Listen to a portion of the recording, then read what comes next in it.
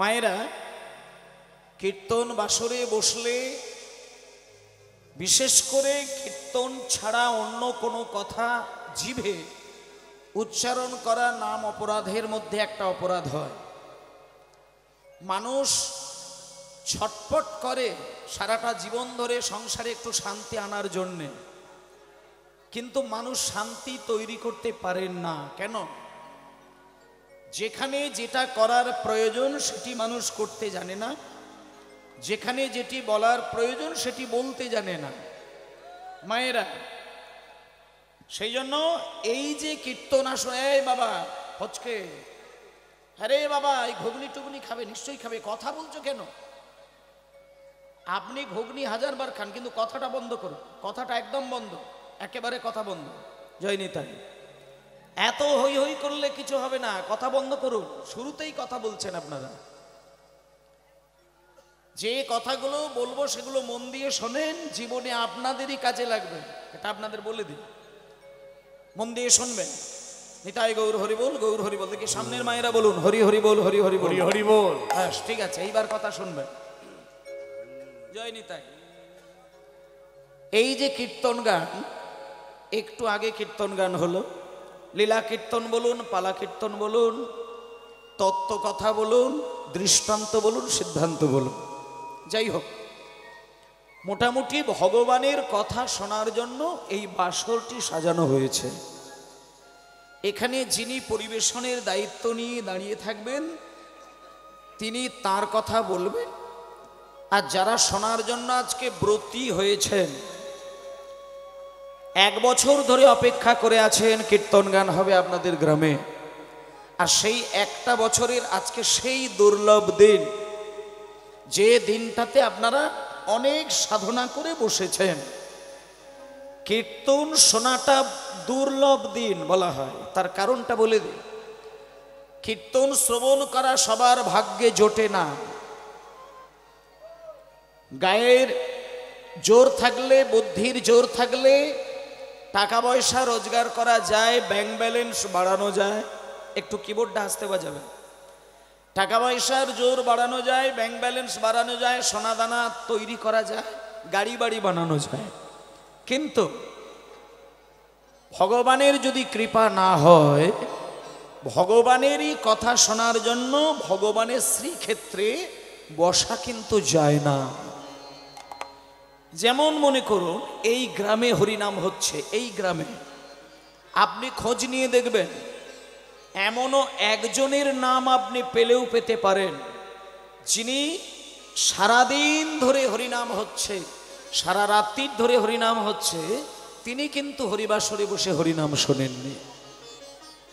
এবং এমনও দেখা যায় একটা ব্যক্তি আছে যিনি হরিনামে চাঁদাই দেয়নি। আবার এমনও দেখা যায় যে হরিনামটা তার পছন্দের সাবজেক্টের মধ্যেই পড়েনি। অনেক মানুষ এরকম আছে। তাহলে এইবার শোনেন, যিনি হরিনামে চাঁদা দিলেন না, হরিনাম যিনি জীবনে কোনোদিন শুনলেন না, তিনি কি মানুষ নয়? নাকি তার জীবন চলে না, নাকি তার সংসার ভালো চলেনি? তাহলে আপনারা যে সারা রাত্রির জেগে কীর্তন শুনবেন, আর যারা কীর্তন শুনবে না তাদের সঙ্গে আপনাদের কি তফাৎ আছে না নেই? এইটা ভালো করে শুনতে হবে। কারণ মানুষ এমন একটি প্রাণী, এই পৃথিবীতে যত প্রাণী রয়েছে সবার থেকে উৎকৃষ্ট প্রাণী হচ্ছে মানুষ। কিন্তু মানুষকে সাধকগণ বলেছেন সব থেকে নিকৃষ্ট প্রাণী কিন্তু মানুষ। আমরা নিজেরা মনে করি যে মানুষ উন্নত মানের দেহ পেয়েছে, উন্নত বুদ্ধি পেয়েছে, উন্নত চিন্তা করতে জানে, তাই মানুষ উৎকৃষ্ট। কিন্তু সাধকদের বিচারে মানুষ কিন্তু উৎকৃষ্ট নয়, মানুষ নিকৃষ্ট।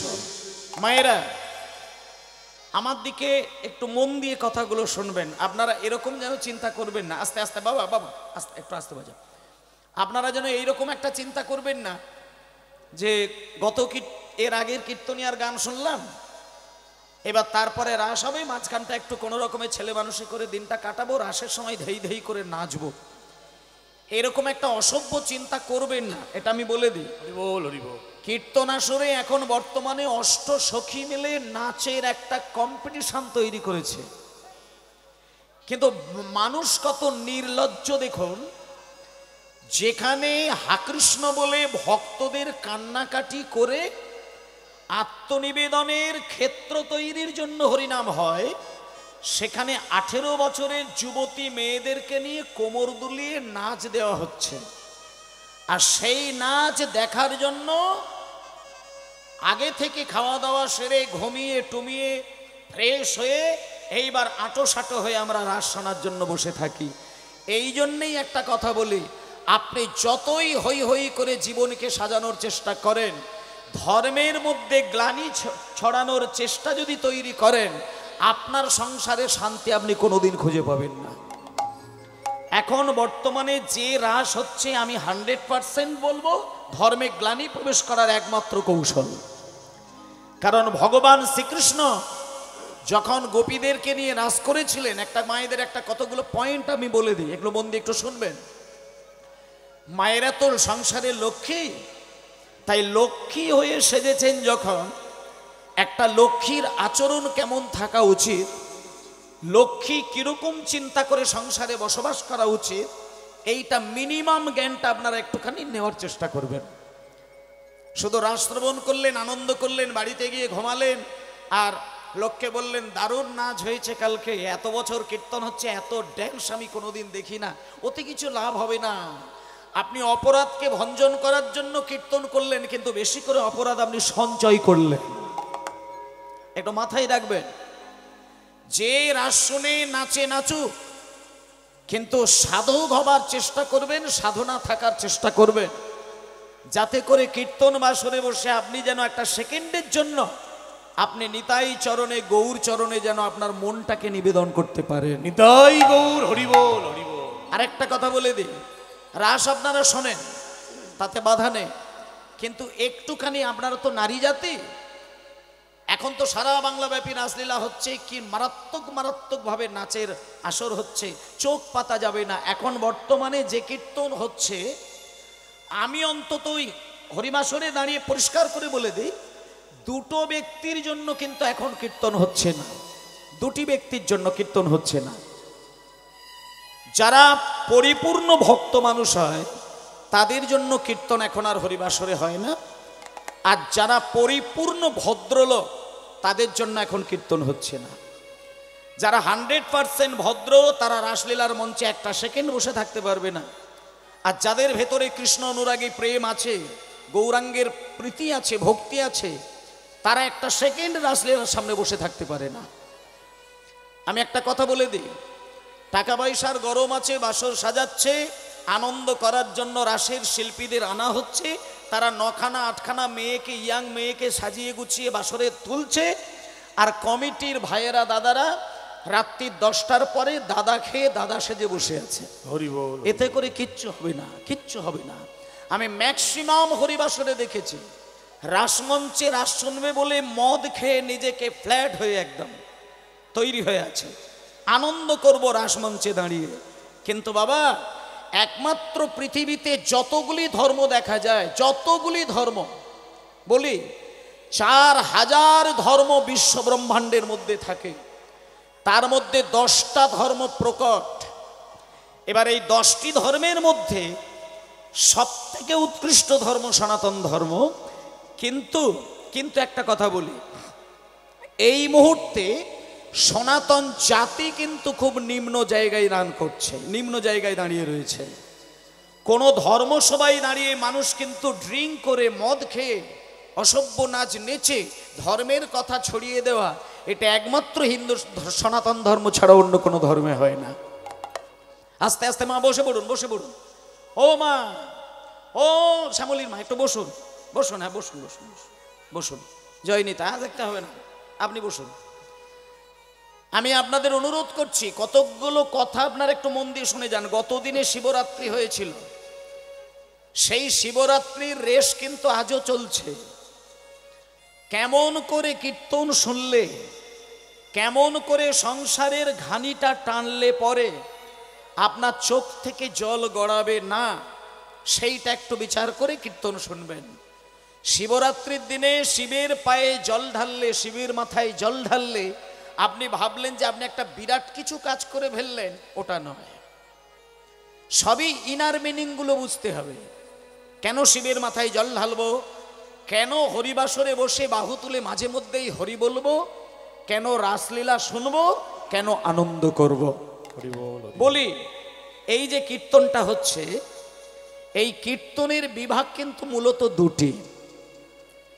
একটা হচ্ছে নারদীয় কীর্তন, আর একটি হচ্ছে সুখ কীর্তন। শোনেন, এমনভাবে মন দিয়ে শুনবেন, আমি 3 ঘন্টা কীর্তন শুনবো, যেন পরিপূর্ণ মুখস্থ করে আপনি বাড়িতে যেতে পারেন। সহজ সরলভাবে কীর্তন হবে। তাহলে সুখ কীর্তন আর নারদীয় কীর্তন। নারদীয় কীর্তন কাকে বলে আর সুখ কীর্তন কাকে বলে শোনেন। যখন সুখদেব গোস্বামী রাজা পরীক্ষিতের কাছে শ্রীমদ্ ভাগবতের পাঠ শ্রবণ করিয়ে রাজা পরীক্ষিতকে কৃষ্ণ প্রেমের ধারায় কাঁদিয়েছিলেন, সেটাও কিন্তু একটা কীর্তন। সেখানে একটা জিনিস কিন্তু ছিল না, সেখানে সুর ছিল না, তাল ছিল না, ছন্দ ছিল না, সেখানে শুধু কথা প্রধান কীর্তন হতো। জয় নিতাই, আস্তে। সেখানে শুধু কথা দিয়ে ভগবানের প্রেম সুধা ছড়িয়ে দিতে। আর আজকে যে কীর্তনটা হচ্ছে, এখানে কথা আছে, সেই সঙ্গে সুর, তাল, ছন্দ, লয়, এইগুলো শুধু জুড়ে দেওয়া হয়েছে। এগুলো কেন জোড়া হলো না, এগুলো নারদ মুনি তার বীণা যন্ত্রের মধ্য দিয়ে, সুর বৈচিত্র্যের মাধ্যম দিয়ে আমাদের পৃথিবীতে সুরের ধারা ছড়িয়েছিলেন। সেই সুর কীর্তন গানের মধ্যে দিয়ে আজকে সুরের ভাষায় কীর্তন হচ্ছে, যেখানে শিখল, করতাল, কিবোর্ড, বেহালা, ফ্লুট, নানান সুরের ছন্দে এখন কীর্তনীয়ারা কীর্তন করেন। এইবার একটা কথা বলি, এই যে সুর, তাল, ছন্দগুলো দিয়ে গান হয়, এই সুর আপনি যদি নাও গাইতে পারেন, আপনি যদি সঙ্গীতকে শুধু শ্রবণ করেন, আপনি কিন্তু একাধারে কিন্তু ভগবানের সেবা করলেন। এগুলো একটু কতগুলো জিনিস আপনাদের জানা উচিত। গান মানুষ শুনলে পরেই ভগবানের সেবা হয়, আর যিনি গাইতে পারেন সে তো চরম সেবা করতে পারেন। কারণ এমনিতেই একটা কথা আছে, পৃথিবীর মধ্যে যতগুলো বিদ্যা আছে, শ্রেষ্ঠ বিদ্যা হলো সঙ্গীত বিদ্যা। এটা আপনারাও জানেন, শ্রেষ্ঠ বিদ্যা সঙ্গীত বিদ্যা। তাহলে সঙ্গীত বিদ্যাকে শ্রেষ্ঠ বলা হয়েছে কেন? তার কারণ হচ্ছে সঙ্গীতের স্রষ্টা হচ্ছেন ভগবান কৃষ্ণ। কৃষ্ণ কেন সঙ্গীতের স্রষ্টা সেটাও একটুখানি বলে দিই, কথাগুলো সুন্দর করে মন দিয়ে মুখস্থ করবেন। মা সরস্বতীর কানে একটা সংবাদ এলো, রাধারানী নাকি কৃষ্ণের অধরামৃত পান করেছিলেন। আর কৃষ্ণের অধরামৃত পান করে রাধারানী যে পরমানন্দে, যে সুখে দিন কাটিয়েছিলেন, সেই পরমানন্দ আর সুখের সংবাদটা মা সরস্বতীর কাছে গেছিল। শুনুন, এবার মা সরস্বতী একটু মনে মনে চেয়েছিলেন যে রাধারানী যখন কৃষ্ণের অধরামৃত পান করতে পারে, আমিও যেহেতু বিদ্যার দেবী আর বুদ্ধির দেবী, আমিও চাই আমি কৃষ্ণের অধরামৃত পান করব। কৃষ্ণের অধর অমৃত। অধর মানে কি? দাঁড়াও ওমা, অধর মানে কি?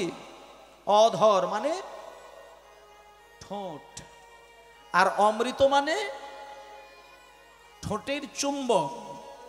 মনে করুন একটা মা যখন সন্তানকে, ছোট্ট সন্তান 2 বছর বয়স, এগুলো ভালো করে একটু ফিল করে দেখবেন, একটু অনুভূতি দিয়ে জাগিয়ে বিচার করবেন।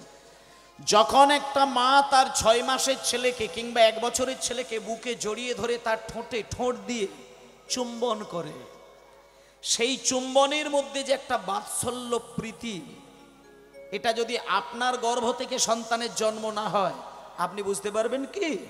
ভালো করে বিচার করে শুনবেন। মনে করুন আপনার ছেলে হয়নি, আপনি আর 10টা মায়ের কোল থেকে ছেলে টেনে নিয়ে আপনি তার মুখে চুম দিচ্ছেন, তাতে কি আপনার সন্তানের সঙ্গে মায়ের যে একটা অদ্ভুত অমৃতের স্বাদ, এটা আপনি বুঝতে পারবেন কি? কোনোদিন সম্ভব নয়। কোনো বাবা তার নিজের দেহ থেকে ছেলের জন্ম না দিতে পারলে যেমন ছেলেকে কোলে করে নিয়ে নাচালে বাবার যে পরমানন্দ হয় সেটা নিজের সন্তান জন্ম না নিলে যেমন বোঝা যায় না, তেমন মা যখন তার গর্ভের সন্তান জন্ম না দেবে ততদিনে মায়ের সঙ্গে সন্তানের যে প্রেম, যে ভালোবাসা, যে বাৎসল্য রস, এটা কিন্তু তার বোঝা সম্ভব হবে না। জয় গৌর হরি বল হরি বল। তাই জন্যে আজকে রাধারানী আর কৃষ্ণ এরা কে ছিলেন একটুখানি শোনেন। রাধারানী হচ্ছেন কৃষ্ণের বাম অঙ্গ থেকে জন্ম নিয়েছিলেন। তাহলে যার নিজের দেহ থেকে একটা প্রাণের সৃষ্টি হয়, ভালো করে দেখুন, রাধা কিন্তু অন্য কোনো সম্পদ নয়, রাধা কৃষ্ণের আনন্দের শক্তি স্বরূপা, তার অঙ্গ থেকে সৃষ্টি হয়েছেন। তাহলে যে পুরুষের অঙ্গ থেকে একটা নারী মূর্তি তৈরি হয়েছিল, যে নারীটার নাম রাধারানী, তাহলে একাধারে কৃষ্ণ রাধারানীর পিতাও বলা যায়। তাহলে সেই পিতা যখন রাধারানীর সঙ্গে লীলা করেন, বলুন সেই লীলারসের মধ্যে কিঞ্চিত কোনো কামনার চিন্তা করা মানে তার কি নরকে ঠাঁই হওয়া উচিত? এইটা বিচার করে কীর্তন শুনবেন। আজকে যখন রাধাকৃষ্ণের ড্যান্স হবে মানুষ খুব আনন্দ ভোগ করেন, কিন্তু একটা কথা বলি, রাধা কৃষ্ণের নাচ যখন বৃন্দাবনে হয়েছিল তখন কিন্তু রাধারানী যুবতী মেয়ে ছিলেন না, আর কৃষ্ণ কোনো যুবক ছেলে নয়, শিশু গোপাল। তাহলে শিশু বয়সে শিশু কন্যার সাথে যে নাচ নাচে সেটা যদি একটা 18 বছরের মেয়ে নেচে দেখাতে চায়, সেখানে কিন্তু রাধারানীর নাচকে দেখাতে পারবে না। এইটা আগে উপলব্ধি করতে হবে। তাহলে এইবার শোনেন, ঠিক তেমনই ভাবে রাধারানী যখন কৃষ্ণের অধরামৃত পান করেছিলেন তখন সরস্বতী মনে মনে চিন্তা করেছিলেন, আমি বিদ্যার দেবী, বুদ্ধির দেবী, তাই আমিও একটু কৃষ্ণের অধরামৃত পান করব। এই বলে মায়েরা রাধারানীর কথা শুনে, রাধারানীর কাছ থেকে খবর পেয়ে মা সরস্বতী কি করলেন, 10,000 বছর একাসনে বসে কৃষ্ণের নাম করে করে নিজের দেহটা ভাসালেন। হরি বল হরি বল।